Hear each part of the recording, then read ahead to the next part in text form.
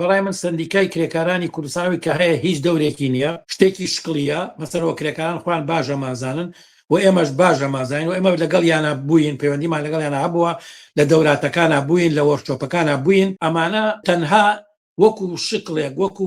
فۆرمێکدایان ناولان دەسەڵاتەوە لەلا حکوومەتەوە کە بڵێن گوایە ئەمانە کرێکارن. بەڵام لە کوردستانە بە هیچ شێوەیەک زەرفێت و زەمینەی نوێناتی کرێکاری نییە، بە هیچ شێوەیەک مافی ڕێخسی کرێکاری بەڕسمی نەناسراوە، مافی ئەوەی کە کرێکاران خۆیان سەربەخۆ ڕێکخراوی خۆیان دروستکەن و بتوانن لە شوێنی کارا لە بەرامبەر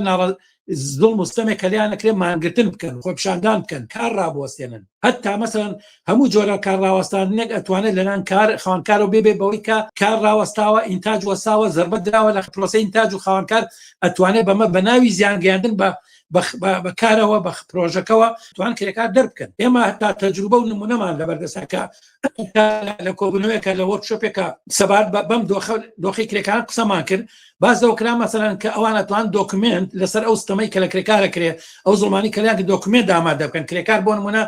یعنی لەسەر شرایطەکەی بتوانێت تا بە ڤیدیۆ بەڕسم بەمانە بینێرێ بۆ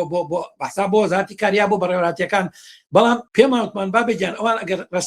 هەر کرێکارە ڕسم بگرێت هەر بەناوی کەمە نهێنی کارگەبادەرۆ لەسەر ئەمە دەرێکەوە بێن بە محکەمە.